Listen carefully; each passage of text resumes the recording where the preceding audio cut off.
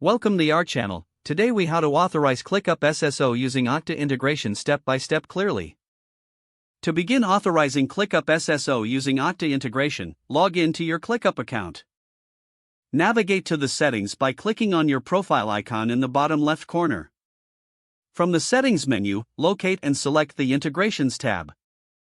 In the integrations section, find and click on single sign-on. You will see an option for Okta. Click on it to start. Next, open a new tab and log in to your Okta admin console. Once logged in, click on Applications from the dashboard. Select Add Application from the Applications menu. In the application options, search for ClickUp and select it. Follow the prompts and click on Add. You will be taken to the application settings page. In the application settings, find the Sign On tab. Locate the Sign On Method section and choose SAML 2.0. In the SAML settings, you will need to fill in several fields. First, enter the single sign-on URL provided by ClickUp.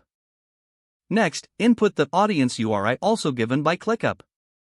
Then, add the default relay state if it's required. For the name ID format, select email from the dropdown. Make sure to assign the proper attribute mappings. These attributes typically include email and any required user details. Once everything is configured, click on Save.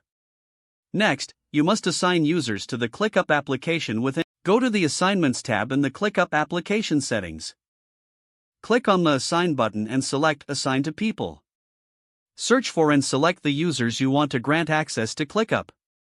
After assigning users, return to the ClickUp integrations page. You will find an option to enable SSO. Click on the toggle to enable it. Once enabled, ClickUp will generate an SSO URL. Copy this URL for future reference. Finalize the SSO configuration by testing the login. Open an incognito or private browsing session. Paste the SSO URL into the address bar. Don't forget to like this video and subscribe to our channel for more step-by-step tech guides.